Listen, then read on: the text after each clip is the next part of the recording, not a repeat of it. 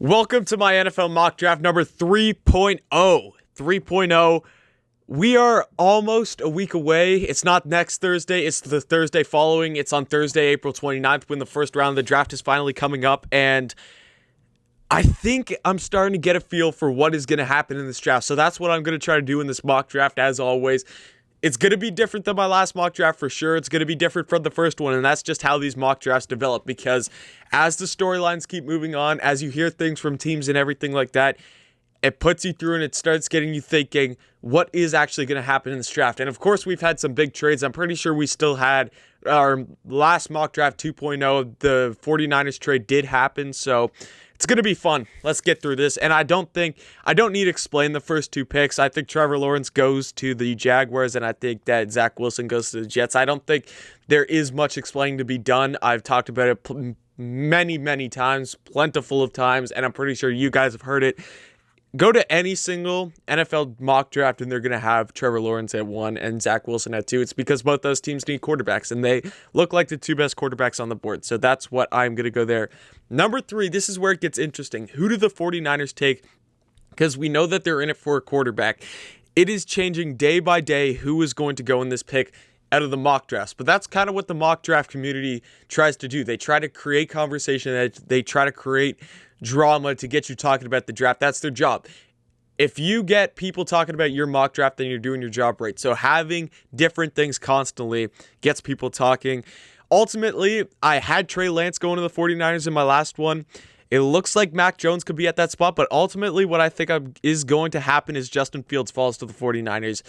I think that they are going to take him. They're not going to pass up on him, because out of those 3 guys, I see Justin Fields as the most talented guy on the board. Yes, he has some consistency issues, but if anyone's going to be a home run pick out of those 3, and if they can reach their max potential, Justin Fields will have the highest ceiling out of all those guys. So I think I have Justin Fields going to the 49ers. Next up, the Falcons. They could take a quarterback. I don't think any of their guys are on there, and I said they're either going to go and take an offensive line. Obviously, I just made a video about them trading the pick and how I think they should trade the pick back, but I'm incapable of doing this here, so I'm going to go and take the next best option other than trading back, and I'm going to take Kyle Pitts, tight end out of Florida.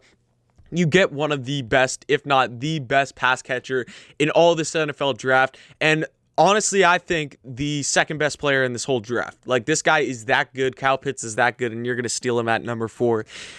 Number 5, the Cincinnati Bengals. This hasn't changed for me. They're going to take Penei Sewell 10 times out of 10. Build on your offensive line. I heard that Joe Burrow does want Jamar Chase, and yes, he still is on the board, but honestly, I think you have a good receiving core already in Cincinnati. Just protect Joe Burrow, get him Penei Sewell. He's one of the best, if not the best, offensive lineman in this draft. Take him. Number 6, I think it's easy. Jamar Chase, even though you have some amazing wide receivers in this class, I think Jamar Chase is really the most promising for NFL level talent that you're going to get in this draft. Won the Biletnikoff back in 2019, is the best wide receiver in this draft, so you're going to take him, no questions asked. Number 7, I have the Detroit Lions taking, I hate to do this because Devontae does not deserve to fall in this draft, because Devontae is my favorite wide receiver in this whole draft, but how it's shaping out, I really do think that the Lions are going to take Jaylen Waddle at number 7. He's just a guy that could do it all on the field. He can kick return, wide receiver. He's going to be one of the fastest guys on the field. Of course, he didn't play that much last year because of injury, but he still is one of the better wide receivers, one of the better pass catchers in this draft, and I think that that's what Detroit's going to go for. Get Jared Goff some kind of talent on the outside, and I think Jaylen Waddle could definitely be that guy for him. The Panthers, ever since trading for Sam Darnold, they're going to take an offensive lineman, and this is an easy one. Rashawn Slatter out of Northwestern. He's the second best offensive lineman in this whole draft, beyond Penei Sewell. I think that the Panthers just work on protecting Darnold. You already have a really, really good offense. You get an offensive lineman, and then the rest of the draft for the Panthers, I say what they did last year. Just go for all defense. You got to build on that defense, especially in the secondary. If you could get some more picks in the secondary, I think the Panthers could be a really, really promising team in the future. Number 9, the Denver Broncos. I think they go for their quarterback here, and I had them taking Trey Lance or Mac Jones. I'm going to go with Trey Lance here. The Broncos are going to take Trey Lance. They get their quarterback. Obviously, I don't think Drew Lock is working out for them. The Broncos quarterback situation ever since Peyton Manning has been chaotic. So I think they go and get their guy and restart that franchise back up again, because it all starts with the quarterback position, especially in the AFC West. If you don't have a good quarterback, your team ain't going to be successful. Number 10, the Dallas Cowboys. They're going to go for a cornerback. And of course, I think personally, because I'm a Carolina fan, J.C. Horn is the best cornerback in this draft. And I still think he is. But I think the Cowboys would take Patrick Surtain over J.C. Horn just because of the amount of talent and everything that you've seen from Patrick Surtain and the level of games and the level of competition that he's constantly been faced up with at Alabama. I have Dallas taking Patrick Surtain there. Number 11, the New York Giants. I think they add, even though they just got Kenny Golladay, I still think that it is crazy to pass up on Devontae Smith, even though I have them taking Kwity Paye in some of these mock drafts, but that's because other things have happened in my other mock drafts. This was before the Panthers got Sam Darnold, so I think that plays a big factor, because I did have the Panthers grabbing Fields, and that means that a whole bunch of other things happened. I think I had Surtain going to the Broncos, and then I had Horn going to the Cowboys. Everything's different now, so I do think I am going to take Devontae to the Giants. I just don't see how you pass up on this guy. And of course, with the Eagles coming up next, you do not want Devontae to fall back to the Eagles. So I think it is the best pick. You're getting the best guy on the board right there. Devontae Smith, Heisman winner. You can't go wrong there. The Philadelphia Eagles, I still think that they go Micah Parsons. You need a linebacker. Micah Parsons is one of the smartest guys in this whole draft class. Go and get your linebacker. You got to rebuild that defense because it's not that strong. Other than that, it's kind of a reach for any wide receiver right now, which is something that the Eagles need, but there's still going to be, you go in a second, third round, there's still going to be so many amazing wide receivers in this draft. This wide receiver draft class is absolutely stacked that you're not going to be missing out on any guys if you pass up on a wide receiver here. The Chargers, I think they go with Christian Darrisaw out of Virginia Tech. Again, Justin Herbert has an amazing rookie season, winning Rookie of the Year. Offensive Rookie of the Year, that is. Just protect him. You got a really good offense already. There's no need to add on to that. Just protect your quarterback, protect your assets. No further explanation needed. The Minnesota Vikings. That took me a while to get out, but I think defensively, NFC North, you're always going to need a big player on the edge, and I think they go with Kwity Paye out of Michigan. I think he's the best edge rusher in this whole draft, and I think you just add on to that defense in Minnesota, which there's tons of working pieces that need to be figured out in Minnesota, but I think you just add another edge rusher, and I think Minnesota could start rebuilding that defense. Quarterback for the New England Patriots, I think they go Mac Jones. If Mac Jones is on the board at 15, no question the Patriots go and grab him. Bill Belichick goes and gets his new QB, and I think Mac Jones fits him and Josh McDaniels' scheme so very well that I think Mac Jones would do an amazing job in New England. So even though they just re-signed Cam Newton, I think that there's no chance that the Patriots pass up on Mac Jones if he falls back to 15. Number 16, I have them taking Caleb Farley. They need a cornerback. Of course, there's so many great... Where is Caleb Farley? Oh, wait, J.C. Horn's still on the board. No, screw that. I'm taking J.C. Horn. I thought I already picked J.C., but J.C. Horn, again, in the NFC West, you need some cornerbacks because there are some really, really good wide receivers out there. The offenses in the NFC West are getting scary, so you got to lock up your guys on the outside, and I think J.C. Horn, again, I said it, he's the best cornerback in this draft. Most physical guy, big physical threat. J.C. Horn, take him at 16, no questions asked. Number 17, the Oakland... Did I just say that? Did I really just say that? The Las Vegas Raiders, Jeremiah Owusu-Koramoah out of Notre Dame. They need a linebacker. The Vegas Raiders need a linebacker, and I think they go and take their guy out of Notre Dame. I apologize to all you Raiders fans if I brought back memories of when you were in Oakland. The Miami Dolphins, I have been talking for a while. I am getting shortness of breath. It is a struggle doing these mock drafts. But I think the Miami Dolphins, I think they take a running back, and I think they go Najee Harris. There's been so many mock drafts where I don't even see Najee Harris going in the first round, and he is by far the best running back in this draft class. I think you take him at 18, you get your wide receiver, you get your running back, and now the Miami Dolphins offense is in business. Number 19, the Washington football team. If Mac Jones was still on the board, I think you take him. But in this scenario, for the football team, I think you go... Is there any linebackers? Do you go Morig out of TCU, I just think you grab a safety. Build onto your secondary will never hurt. The football team, let's not forget, they made the playoffs last year. They could be the best team in the NFC East again this year. Depends on how the Cowboys do, in my opinion, but it never hurts to build onto your secondary. The Chicago Bears at number 20. I'm a Bears fan if you haven't been watching this channel. I see that quarterback position in the first slot for team needs. I want a new QB. Of course, we have AD14 as our quarterback now, but I know in this draft what we need is an offensive lineman, and that is what we're going to take, and I'm taking Tevin Jenkins out of Oklahoma State. Build onto your offensive line. We cannot bring anyone into Chicago until our offensive line can pass protect, so no questions asked. Take an offensive tackle, move on. The Indianapolis Colts, I have them taking a wide receiver, and out of all the wide receivers I have here, I'm going to take them. I'm going to take Rashad Bateman going to them. Rashad Bateman's one of the best wide receivers in this draft class by far, and to steal him at 21, of course, he had an amazing career at Minnesota. You're just getting a really, really good pass catcher on the outside and deep ball threat out of Minnesota, so I think the Colts take him happily. Number 22, the Tennessee Titans. You have your big pass catcher and your more physical wide receiver already in A.J. Brown, and I think they go with a more agile guy, a guy that's really, really fast, and I'm going to go with, where is he? Where is my guy? Kadarius Toney out of Florida to the Tennessee Titans. I think that he lines up amazing with A.J. Brown already in Tennessee, and that Tennessee wide receiving core looks dangerous when you add Kadarius Toney on there, if it doesn't already look dangerous. So I think Kadarius Toney to the Tennessee Titans is an amazing pick. Next up, the New York Jets.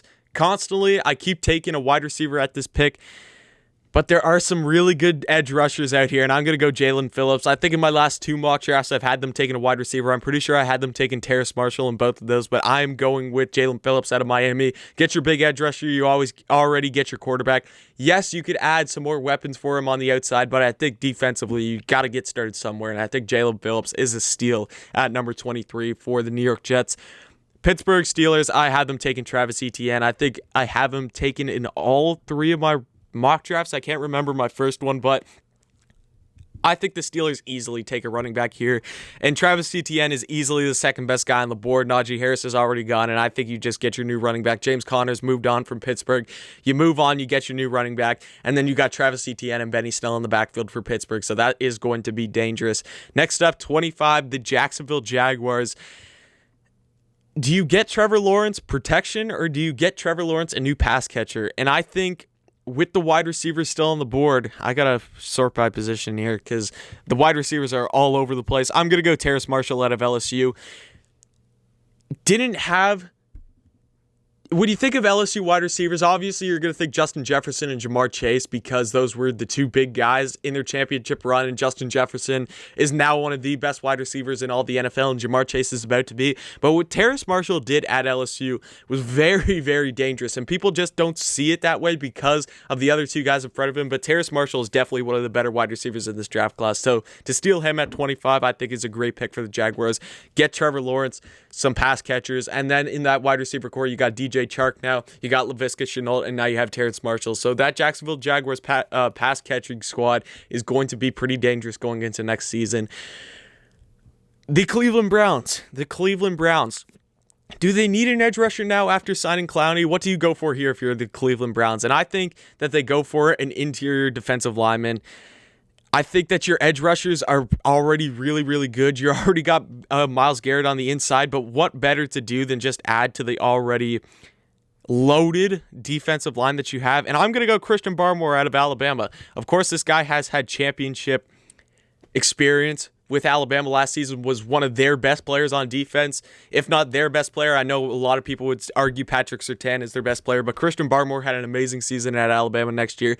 Build onto that defensive line in Cleveland, and no offensive line is going to want to go up against Cleveland next year.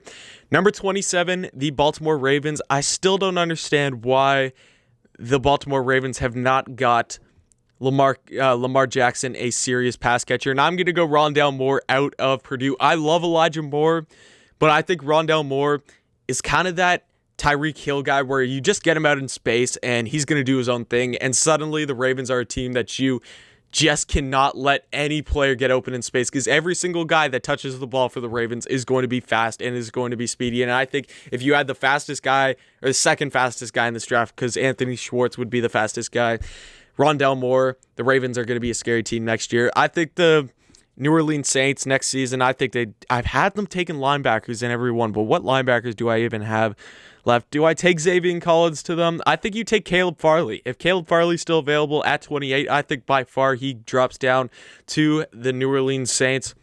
He's the third best cornerback in this draft, in my opinion. Of course, I had JC 1, I have Patrick Surtain 2, and then I have Caleb Farley 3.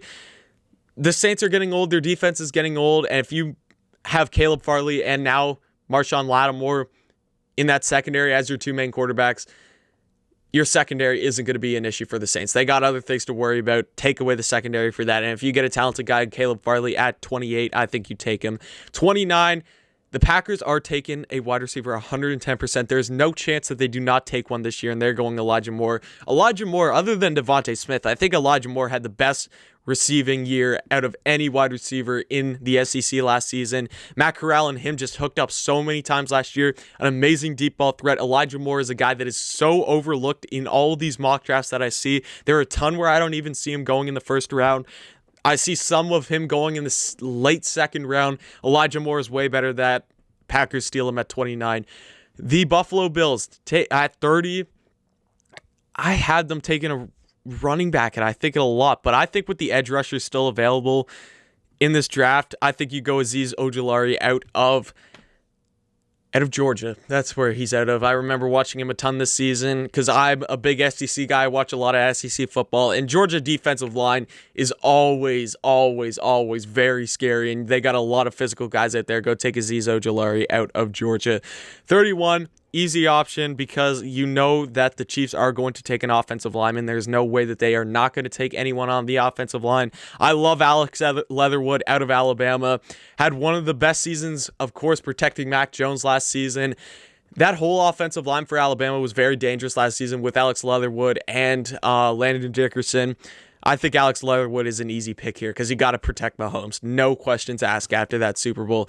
Next up at 32, finishing up last pick of the draft, the Tampa Bay Buccaneers, the defending Super Bowl champions. I've been talking for a while, and I'm getting out of breath, but I think they just add to the defensive line. I don't think,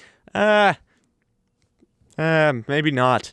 I don't know if there's any guys. Let's just go all positions. I got to see who's left on the board still. I don't know who they take here, because I don't think that there's any interior defensive linemen for taking. I don't think there's any wide receivers. I don't think there's any running backs. Edge rushers, I think Xavier Collins is still, no, he's a linebacker. And they don't need a linebacker. So I just think you take an offensive lineman. Cannot hurt you to take an offensive lineman in this scenario if you are the Tampa Bay Buccaneers. I am losing it, but the Tampa Bay Buccaneers go out and grab Elijah Vera-Tucker out of USC, and that is my final mock draft. You see it there. Look at this. By the way, use the Draft Network if you want to make any mock drafts. You see all my picks here. I don't need to go through all of them because I will be out of breath for sure by the end of this video. I'm going to go drink some water. So thank you guys for tuning into this video. I appreciate it. Definitely like down below. That helps me a lot more than you think it does. So for all of you that like every single video, I really appreciate you. Hit that sub button, comment anything about this mock draft. Thank you for watching, and definitely come back next time.